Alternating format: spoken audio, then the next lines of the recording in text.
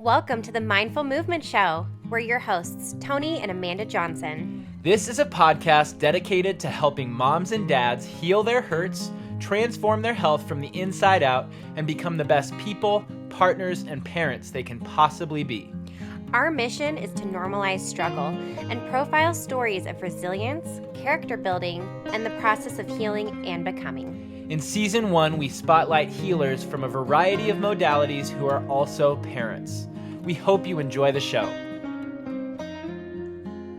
Happy Mindful Monday, Mindful and Fit fam. We are so excited for yet another episode of the Mindful Movement Show. It is my pleasure and honor to welcome Sage Burmeister to the show. Sage is a personal trainer, breath worker, and the owner of High Vibe Holistics in San Diego, California. He was a collegiate athlete and has journeyed through addiction and recovery, and he's cultivated a system of balanced health and wellness, focusing on developing the human condition in terms of mind, body, and spirit, using strength training, interval training, meditation, breath work, and cold exposure, all things that I love. In this episode, we'll learn more about the High Vibe method that he's created. I'll ask Sage to talk about his journey of healing, recovering, and becoming, and we'll learn from his insights to help you improve your life and elevate your health and wellness. Sage, welcome to the Mindful Movement Show. It's a pleasure to have you. How are you doing today? Thanks for having me, Tony. I love the introduction. I'm doing well. I'm happy to be on here. Yes, sir. We're blessed to have you. Amanda is not able to join me today. She's got priorities with the kids,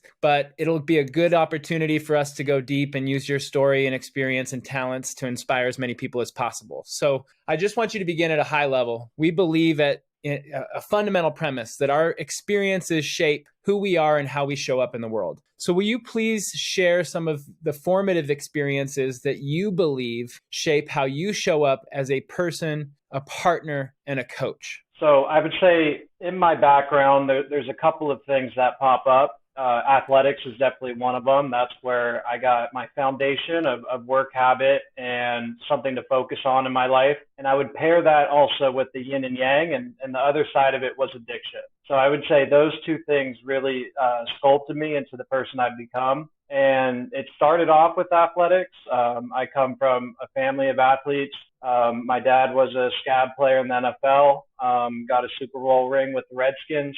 I was a college athlete. My brother was a college quarterback. My uncles were college lacrosse players at Hopkins and Towson. My dad's brother played football at Maryland. So there's athletes everywhere. My grandma played basketball at Virginia Commonwealth. So basically, all of my immediate family has played somewhere. And I grew up just loving going outside and having a basketball in my hands. And I think that's where I first learned the payoff of work habit. I used to do hour-long workouts in the driveway just myself when I was like third grade and on. And I would start to see the return on it and getting better and better each year. And that's where I fell in love with the drive phase and seeing that. I also love connecting with teammates and having a community to be a part of. I really think that shapes a young person, and that was absolutely huge for me. And that was my life, all the way up until high school. And I'll just intro into my story now. So I was going into high school. My parents wanted to hold me back. I did one day in a grade below me at a different school. So I did eighth grade twice, just for one day. Absolutely miserable. I said, I need to be in high school. I cannot be with these younger kids. I need to be with my old friends and mature at that rate. So I went back to my high school and I started. And that year I was starting receiver on the varsity football team. I was starting on the basketball team. And everything in my life was looking pretty good. The only thing was I got introduced to weed and alcohol that year. And I can remember the first moment that I got high and I got drunk, part of my brain went, oh no, we really, really like this. And this was on a Friday night. And why am I thinking about it on Saturday? So that's when that also started. So I spent my high school career making, all state teams, San Diego Player of the Year in basketball, getting a Division I scholarship for football. All meanwhile, I am getting high before games. I'm smoking in my buddy's car. I'm getting drunk before a CIF semifinal basketball game, and still going out and scoring 20 points. And, even taking it to school with me, whether it was getting some pills off a buddy who just had a surgery, or, drinking Jack Daniels out of a Gatorade bottle. The party was on. So I took that with me to my first college, and I went to Idaho State. They recruited me for football, but they also said, hey, come walk on the basketball team too. I know you're a scholarship football guy. Obviously, you can play basketball. You've had other schools looking at you. Just come out. It's not going to hurt. So I went to school early. I left high school in May. I went up there, and it all hit me that I wasn't prepared to deal with everyday life. I was way in over my head. On my free time, all I wanted to do was get high or drunk, and I had a serious problem on my hands. So that first year, I ended up getting pulled over with weed in the car. I just remember my heart sinking, like, oh my God, everybody's going to find out about this. This is going to be a big deal. Luckily, nothing ever really happened. I had to pay some tickets or something, but I got out of that. I had another incident when the season started where, I was hanging out with the wrong crowd, and the cops got called. So I just kept on getting into trouble. And on top of that, I was miserable as a person. And that is where I really began the journey of inward thinking, self-reflection, trying to figure out ways to get my life back together. Sports at that point had become a distraction for me. I was no longer the passionate person or kid I used to be. And that 2-year span was really, really hard on me. We're talking getting drunk alone instead of, hanging out with people. We're talking not showing up to things. I was always somebody that would show up to a practice, show up to class, and here I found myself, not showing up. And I had to really take a look at myself. So that process ultimately came to the decision that I wasn't super happy at my first college. And I'd had some good things. I ultimately, looking back on it, everything happens for a reason. I did not give even close to 50% of my effort there. Still managed to get some punt return, get the punt return job as a redshirt freshman. But I just ultimately wasn't living up to my potential there. Had to talk with the coaches. I think they also kind of knew what was going on with me and wished me the best. And I kind of left that relationship as it was. So then we go on to the next chapter, and I go to Humboldt State, which is a great Division II program. I just wanted to be somewhere where I could get my life together and be a little bit happier, and also, play football. And they offered me a scholarship to go there. So I end up there, starting to feel a little better. I'm in California. I'm making new friends. I don't feel as homesick. But this disease of addiction just keeps on coming up on me. I would have weeks at a time of sobriety, not even thinking about it. And then I would find Adderall, or, someone would have cocaine, and I would just go on that road and do it before games and just completely lose myself. So I was getting a little bit better, but I would just keep on falling back. So I have decent years at Humboldt, was part of some really good teams. I kind of got my self-esteem and spirit back, just being part of a community that really needed me and wanted me there. And I was starting, to at least recover a little bit, but ultimately I had to leave just due to my personal journey. I got done with football. I was like, I am not interested in any of my classes. It's not looking like the same plan I had of making it to the NFL. So what do I do? And I knew deep down somewhere subconsciously, I think, that I was going to need to get help in my recovery if I was ever going to do anything with my life. So I ended up leaving Humboldt, and I moved in with a buddy in LA. And for those 6 months, I wanted to be an entrepreneur desperately. I knew that I had drive and focus if I really got concentrated on something, but I couldn't put the consistent work that you have to work as an entrepreneur into action. I was too sick of my addiction. I was too used to, coaches signing off on things or not even having to do my homework or whatever it was. And I developed some really bad habits. So I ended up leaving LA. I go back home, and these were the worst 2 weeks of my life. So this was what people would call a rock bottom. I have no plan. I should still be in school, and I'm getting drunk in a car at 12 p.m. on a Monday, just by the ocean, by myself. I'm like, what in the hell has happened, man? Like this, I'm supposed to be in school right now. And this proceeded for 2 weeks. It was the quickest 2 weeks of my life. It was really weird, almost like it was divinely, like, timed, like I was supposed to go through this. And by the end of those 2 weeks, my mom found me on the bathroom floor, just knocked out, stone cold. And she's like, how would you feel about going to rehab? Like, we've let this go way too long. Obviously, you've messed up and you need to be accountable. You're also sick. So I get that side of it. Addiction's been in my family. And I looked at her and I said, you know what, Mom? I want to better my life. I really do. And I want to go to rehab. Like, please let me go to rehab. I know I don't have the money for it right now, but if I can use Dad's insurance, like, I would be so grateful if you would help me out here. And I was like, you guys didn't pay for college. You're going to be paying for rehab. And they're like, you know what? We love you so much. You're going to go to rehab. So I went to Palm Springs, and that's when my new life started. And I was 21 years old, so I'm 21 years old in rehab. Most of my buddies are going to bars and hanging out for the first time. I was doing that shit when I was 15 years old. So it was like my life just kind of got sped up. And by 21, I was getting clean. So I found out what AA was, and I'd never really been exposed to it. And I absolutely loved the spiritual foundation of it, finding a higher power, surrendering what you think is right, a community of being open and honest with people. No one's going to judge you. And all this weight started coming off of me. I'd never, done therapy or anything like that. So this was my first experience of sharing with other people. And I just remember almost like a euphoria in sobriety of feeling this weight leaving my body. And I met some amazing people there that also, suffered from the disease of alcoholism. And my stay there got extended. I ended up staying, I think, around 50 days. And that was like just enough for me. That was a long, spurt for me to get clean, to wrap my mind around this is going to be a lifelong thing. And towards the end of that stay, they sat me down. They said, Sage, let's be realistic about everything here. They gave me the whole statistics of 99.5% of people that go and get sober, they don't make it. They go back and they relapse, or they die, in their relapse. It's absolutely horrible, staggering numbers on addiction. And they said, you're 21 years old. You just turned 22. You're not going to do too well by yourself out in life.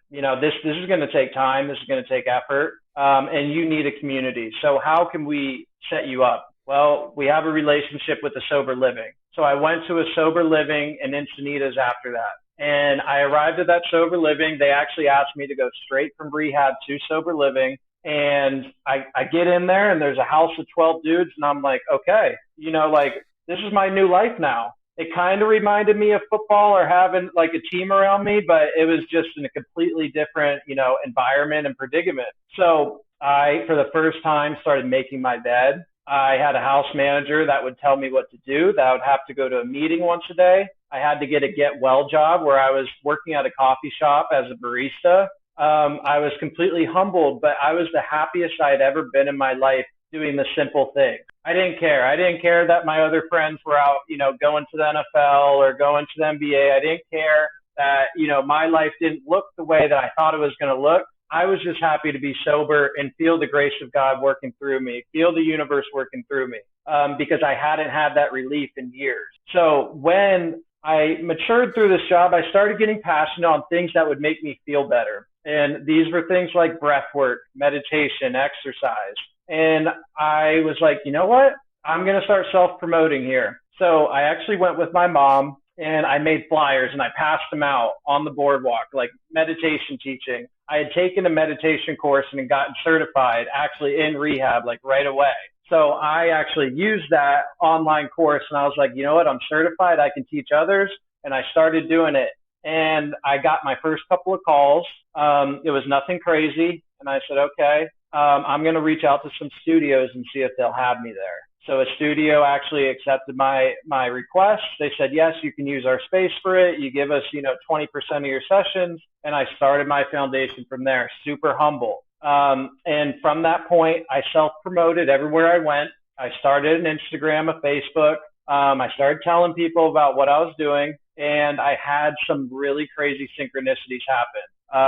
I was in the sauna at the YMCA and I met a dude and he was like, wow, that's awesome. You teach meditation and breath work. I'm actually working with the client that could really use that. And I ended up being able to leverage that into a full-time job with the family. who had a son that was going through bipolar schizophrenia, and they wanted somebody in the holistic health space to like cook the meals, look after him, teach breath work when I could. And I was like, you know what? I think at the time I was 23 or 24, and I was like, okay, I'll take this job. It was good money, but it took every last bit of my effort because I had to live there and stay there Monday through Friday. And I would start the day at 6 a.m. and go to bed at like 10 or 11. So I got to see like real fundamental health crisis, like handled by holistic health, using like the keto diet. So it was a really good experience for me. And I ended up working that job for 10 months. So that was like a really good time frame for me to save up, because I was living there in their guest house. I got some really good hands-on experience of learning the power of breathwork meditation, the power of a keto diet, for somebody that's going through schizophrenia, all of these different valuable things. And at the end of that job, I ended up leaving, and I finally had my base that I had worked so hard for 2 years. I had some money saved up. I had some experience.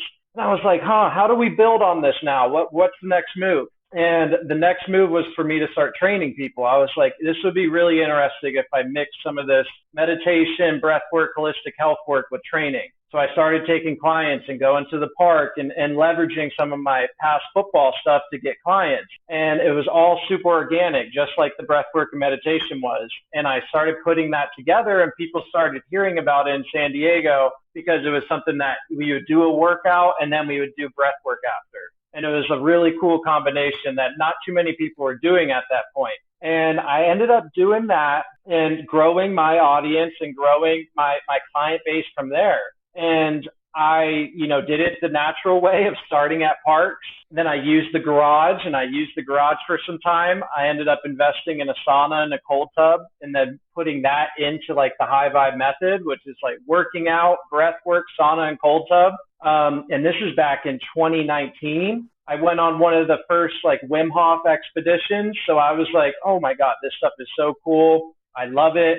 And then it just so happened that those things started catching storm and people really started getting into them. So it was kind of like the perfect thing for me to jump into. I spent my time, a year and a half building up my client base, and I had finally saved up enough to go get a gym. So this process will enter you into the business. And for anybody out there that wants to start their own business or is in the health and wellness space, this is just to show you everything is going to be organic. There is no like quick rise to success. If you really want to make impact and grow yourself, like it's going to be all part of your process. And there's nothing wrong with that. I try to enjoy the journey every day of it. This is what I want to do with my life. So I'm going to enjoy it. And I didn't want to get in over my head on a gym space. I know people think of gyms, they think of this big, 5,000 square foot plus facility. I found a spot that was a little over 1,000 square feet that I could turn into kind of a sacred space and really focus in on clients one-on-one in small groups. Locked that in, brought over the equipment, and that's where I started my journey about a year and a couple of months ago, and or about a year and 2 months.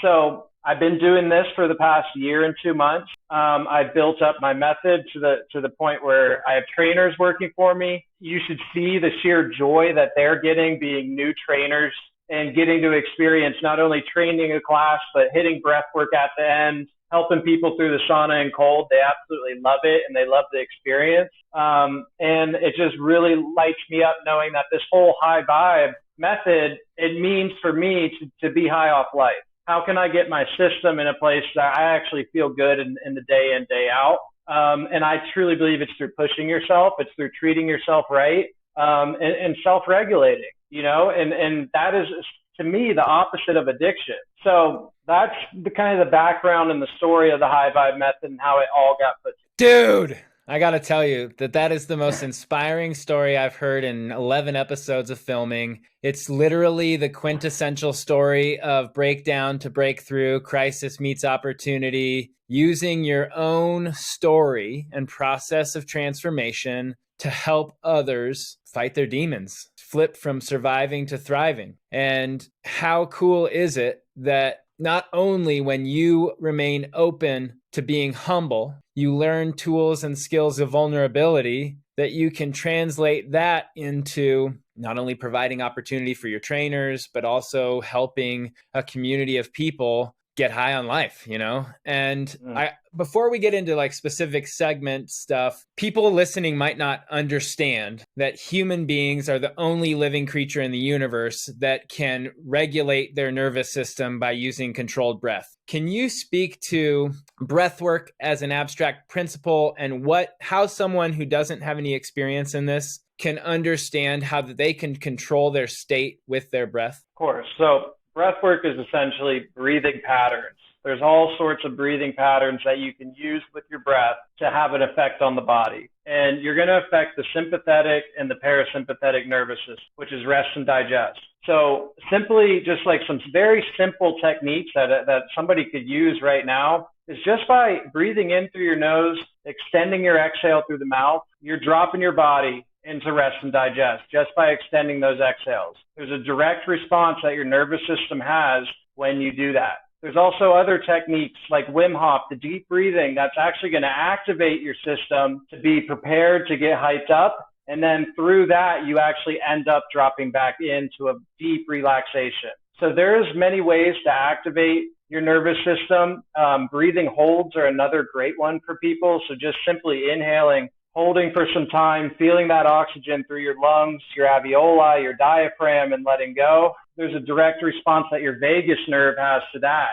That ties into your nervous system and everything in your body. So we're talking heart rate, nervous system, digestion, even up to your brain waves that are experienced through deeper meditation and concentration. Everything is affected by our breath. And it's absolutely, unbelievable because I've done this for a long time. And I follow, the same breathing exercises on a consistent basis, and I find something new every time. And what these new findings that I have is something deep inside of me. There's this emotional, spiritual side that I absolutely love, where you have an awareness that, maybe I was holding like this tension in my stomach, and I'm able to focus on it and let it go.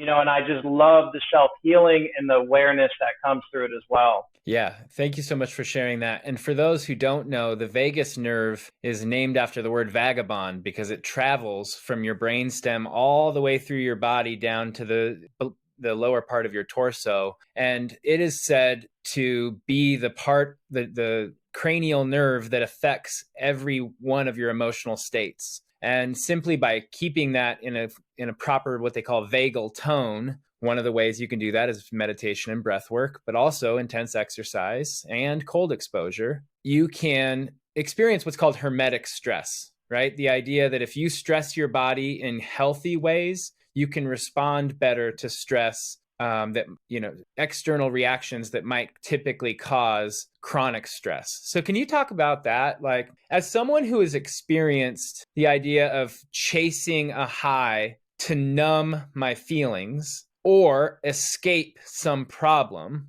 and now been exposed to the world of meditation and breath work, where sitting with it and allowing it to pass actually means that a lot harder to get or to cause that reaction. How has that worked in your life? How has meditation, breathwork, exercise, cold exposure, the high vibe method affected how you process external stress in your day-to-day life? I would say that the spiritual aspect of it, the kind of I am consciousness state that you reach through it, that connection to God, whatever your higher power is, that connection that you feel. Spiritual sickness I think is the number one cause of people's remorse about life, their anger, their depression. It's a spiritual war that we're in. I do believe out of mind, body, spirit comes first every single time, because that's what you're going to take with you when this physical form is done. So it's really about being able to tap into that. And when you drop into the parasympathetic or rest and digest, there's a sense of weight that you're able to release from your body and kind of tap into a meditative. And when I say meditative, what I like to do,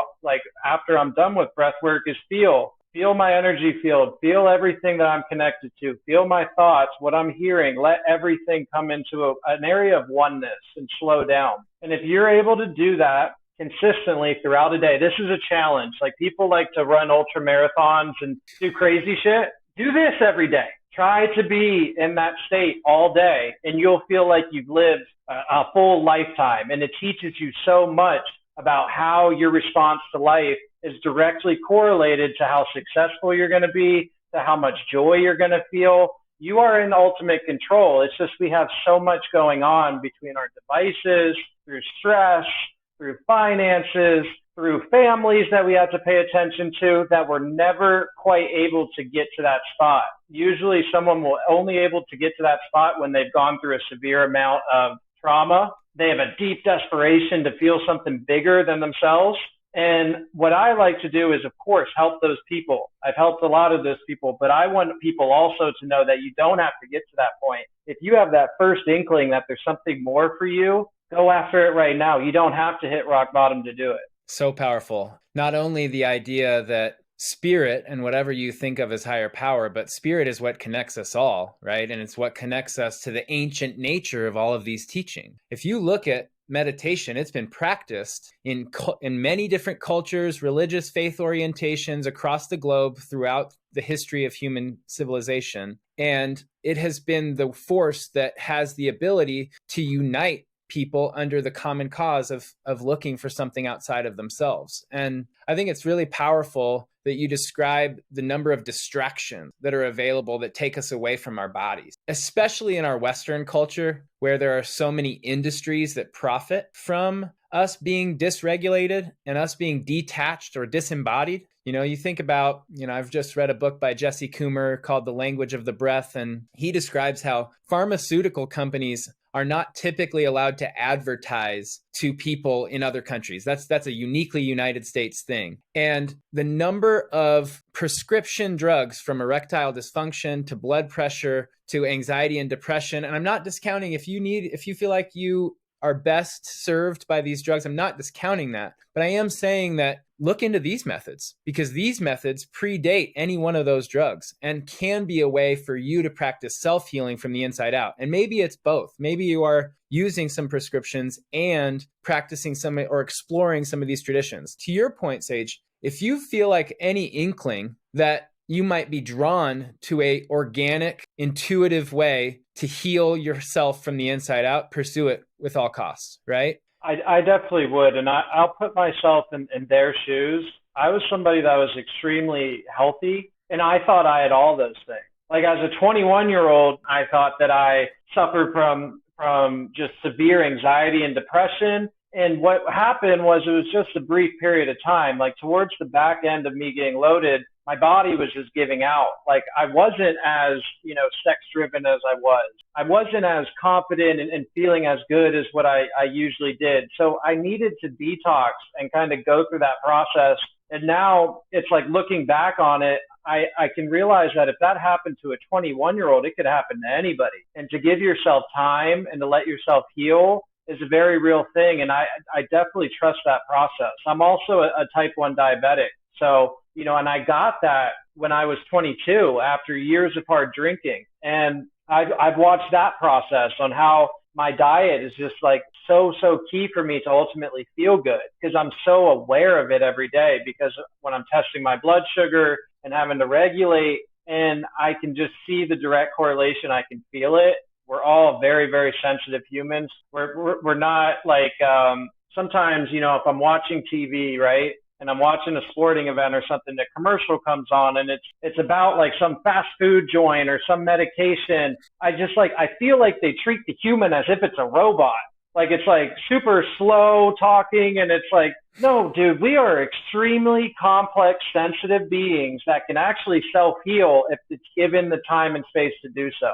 And my life has been a full on every single level. Like I mentioned, all of those things I thought I had, and then that moved through. And you would be surprised how many people think they have these things. And once they dial in their diet, they get some time to reset their nervous system, how much better they feel. And they're like, oh, I didn't have any of these things. I'm not discounting. There are some people out there, of course, that have severe depression that may be on an SSRI for the rest of their life. And there's nothing wrong with that if that's like where somebody is. But there is, I think, over 50% of the people are in a spot where they just need some healing in the holistic health realm, and they'll realize maybe I don't have it to the degree I thought I did. Yeah. And I mean, I have my own story and relationship from being a raging college age alcoholic, pursuing all sorts of different drugs, basically every drug besides meth and heroin, and losing 145 pounds. And the pandemic was really challenging for my family because my oldest daughter, was born 13 days before the lockdown. And I think that a lot of my subconscious coping tools came to the surface as we were isolated, as we were removed from a lot of the things and the practices and the rituals that keep us safe. I want you to speak to someone like that. So somebody who's still suffering from pandemic trauma, who just needs some tool to get started. Maybe they're addicted to stuff. Maybe they're severely depressed. They just feel helpless and they don't know where to begin. What would be your advice for them to get started in the holistic health healing practices? Start eating whole foods. And what I mean by that is real foods like fruits, vegetables, meat, grains like rice, sweet potato. Start eating a whole foods diet. And that's the number one thing that I would recommend. And you'll notice that you're not going to need to do anything super complex, that you're going to start feeling better. And once you start feeling better, you actually think clearer. And that's when solutions come into your mind. Solutions do not come into your mind when you're in fight or flight or feeling like shit. All you do is cause more anxiety trying to figure it out in your head. That's never the answer. The answer is getting into action. So I would start putting whole foods into my body. I would go whenever you can, go to the gym. Don't wait on it. Go do it right now. If you have a free hour, go do it. I would just do those simple two things. I would start tuning into my breath and breathing before bed. And if you can do those three things, you're going to start feeling better. Totally. I don't think that most people are aware of the idea that a good amount of the serotonin that is produced by your body is produced by your gut. I don't think a lot of the people in a culture that normalizes convenience and processed foods and sugars realize the extent of the decay that does to your gut health. And I don't think that they realize that there is a connection between the mind and the gut, right? The enteric nervous system that resides in your belly is called your second brain. The brain-body connection begins and is informed most by your gut. And I want to modify something that you suggested. Maybe even you don't have access to a gym. I know, like, my brother is right now in a rough spot. And I tell him there's great data that supports the idea that a 20-minute walk can flip your brain waves from being in an alpha, a stress wave, to a beta state, which is a more controlled rhythm. Just a 20-minute walk. And maybe you go a step further and you try to observe the colors, the textures, the shapes. You try to experience that walk from the senses, right? Smell, hearing, all of that at once. Because I think a lot of people, especially early on in my process, may be intimidated by gyms. And I don't think that that's a whole separate issue that we could get into. But I think people make this process of movement way too complicated. I think that you could get a lot of the benefits to stop the emergency crisis stage by just getting out for a walk. I totally agree. None of this is complicated, and that's the beauty in it. You'll reach new levels where it becomes slightly more complicated, but that's down the line. You don't even need to focus on that. Like, it's so simple as taking a walk, taking a jog to start, playing some basketball. Like, these little things go a long way, and you'll feel it just being out in nature, getting some fresh air, and it'll be pretty immediate. And a lot of our audience, because our brand is geared toward parents. You mentioned the word playing basketball. Playing anything, especially if you can take a sense of presence to the idea of playing with your kids or your family, it's remarkable what type of inner child work that just does automatically. The idea of approaching life by inviting more play automatically pushes out stress hormones and invites some nitric oxide, some things that levels out the nervous system. So just by playing more. What do you like to do for fun that outside of work that brings balance to your life? So I would say I surf. I surf a decent amount, probably once or twice a week. And that's really good for me to just do something new, get in the water. And I do feel kind of an energetic shift of just like any weight that I'm holding comes out in that salt water, and I feel very calm. And I've also read stuff on how your pH balance will kind of shift being in the ocean water just through absorbing through your skin. So I definitely love that. Me and my girlfriend just walk and talk. Walking and talking is great. Usually you see mostly older people going and do that, but it's becoming a young person thing too. We'll just walk and talk, and we have the best conversations when we do that. So I would say those two things are awesome. I do play basketball. That's a fun thing to do. And yeah, but those are really like the simple things I like to do.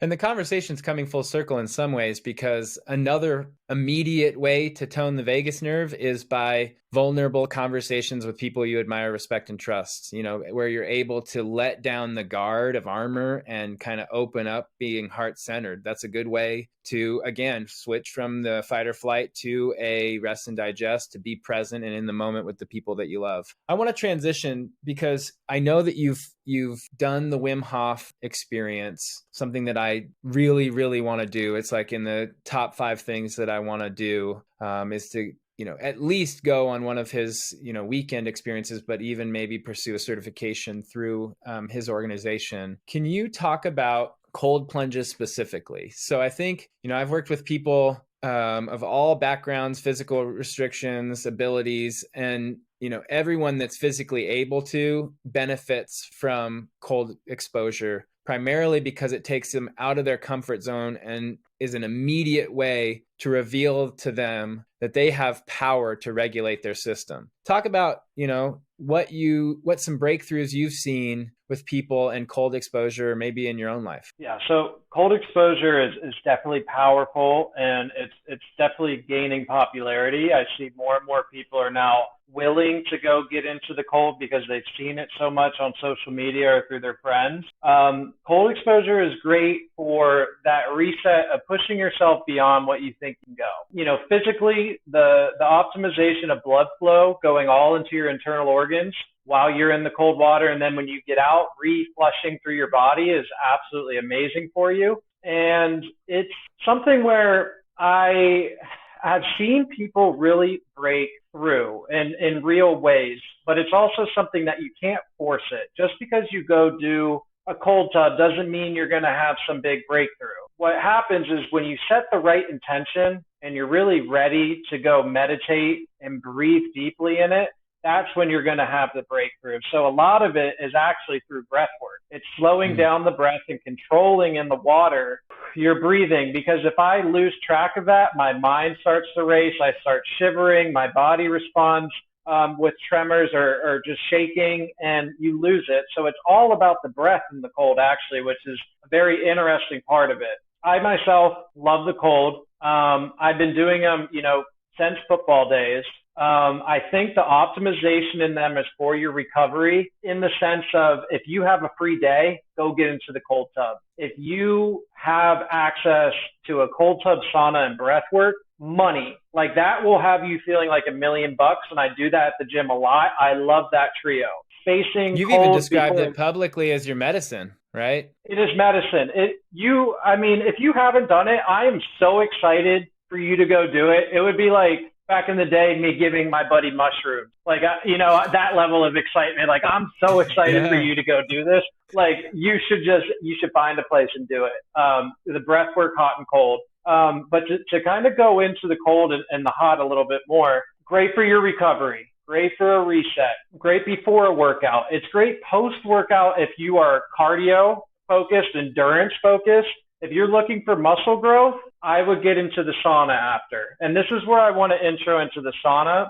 And Tony, I know you're into the sauna as well. I feel like people have kind of lost track of the sauna in a little bit. The sauna is money. That is my day in, day out thing, is the sauna, especially if you are lifting weights and you want to have that muscle recovery right away. There's nothing better than a strength training session than going and getting in the sauna. It's also great for detoxing as well. And a very good practice for you to regulate your breathing in the sauna. So I myself love both of them, but there's power in both. And if you mix them together, you're going to get a really good full body flush.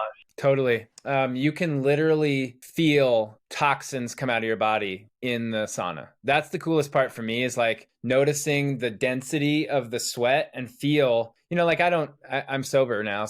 But there's So for example, I did a yoga class in a sauna on January 1st of this year. And my mat is next to 3 people who are very clearly sweating it out. And I got to thinking, I was like, dang, this is like a really great way to just flush the toxins from your body. I wish I didn't have to smell it, but just thinking about the ways in which people process stress, so yeah, it's not comfortable necessarily, especially as you first get started with the sauna. I agree that it becomes like a therapy, right? But it's almost that you are a product of what you do consistently. And if you consistently expose yourself to good types of stress, again, that helps you react in different, more life-affirming ways when you encounter maybe less ideal forms of stress. Something I read or I heard in an interview you've done previously is talking about that sensitivity piece.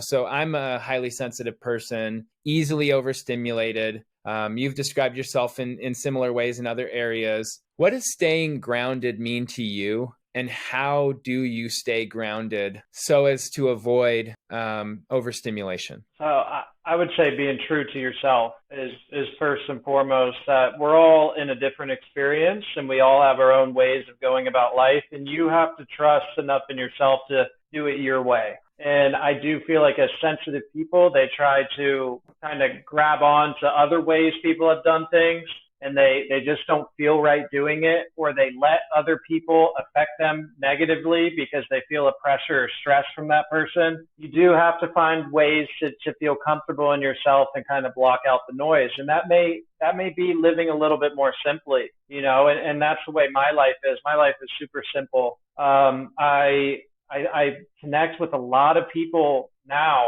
like way more than what I used to, just being grounded in myself. Like people like yourself come into my life, and I don't know how it happens, but it just happens. And back when I was a little bit more complex with everything, I almost, wasn't in the right spot for myself to actually allow for these things to come into my life. So it's all about simplicity. It's about knowing that your way is not going to be exactly like anybody else's, so if you feel like you need a break, great, take a walk, go do something, and you can get back to work when you get back. Like part of the great thing of being an entrepreneur, and then also for people during the pandemic, is they learn that everybody has different workflows. Like everybody has different ways of completing tasks. And you, as long as you're dedicated and focused, you'll get that done, and it's going to be in your own way, and just trusting that. So me, I know I have my sobriety, and I know that I'm treating my body right. So I'm confident every day I wake up that I'm not going to fuck up my whole life, and that's enough for me to just remain very simple and confident that I'm going to get this done. I don't need to put any extra stress on myself. I know my intentions are right. Like this is going to get done. Don't worry so much. And as long as you are doing the right things, I think that's a privilege that you have. And that's one of my favorite parts of being sober and healthy, is that you do have the privilege of relaxing into it. I do want to say, for anybody that's going through addiction or anything like that, I remember the feeling of being so embarrassed and ashamed of myself. And there is no better feeling than switching the roles of that and feeling fulfilled by your actions. Like even now, if I just go on a run or I meditate, I feel fulfilled after it. It's always going to do it for me. Heck yeah. And instead of constantly chasing, you quite literally feel fulfilled from the inside out. You're not grasping for that feeling constantly. You're not jonesing for the next moment of feeling high. You have the internal fortitude and the tools and skills to be able to feel fulfilled and at peace without the external stuff. Plus, you have more money. Plus, you have more relationships. Plus, it's a type of freedom. And I'm not bashing on anyone that struggles or that uses or anything like that. But for me, it is a type of freedom that means I have space now to pursue and to create and to connect that I might not have had if I was hiding behind shame or if I was hiding behind my addiction, right? When you're being authentic, the world opens up. It really does. And just being an entrepreneur myself and going into like the success patterns, of things. Like I've really noticed in mindset and energy, we see so much out on social media and stuff, and I don't know if people fully grasp this mindset work that a lot of people are focused on. And it's not anything that's fairy tale or magical. It's literally, if I'm to break it down simply, it's if I'm to view a situation with a little bit more compassion and space, I'm going to get more out of it, and I'm going to think of a better way to attack it and approach it. That's going to compound. And if I can do that, you actually could take a situation where you go and you're talking to somebody and turn it into an opportunity down the line. It's all the way that you see and view it. When you're ashamed of yourself or you're depressed, you're just trying to get through everything. You don't think of anything in growth mindset. You don't have that vision for your life. So this is all actually real, tangible stuff that I've been through and seen through my process with sobriety and as being an entrepreneur. Yeah, totally. And like I said in the beginning, your story is nothing short of inspiring, and it is food for thought for anyone who might be struggling with their body, with their mindset, with their habits, because it reveals that no matter how desperate your life is, that's temporary. If you open yourself up to receiving tools, to receiving inspiration, and ultimately allow yourself the humility to learn and grow and choose a different path. We're coming down to the end of the show. So I want to, I know that you have a breathwork course. I know that you have online day retreats that I'm definitely going to sign up for here in the next couple of weeks or a couple of months. I know you only do it one.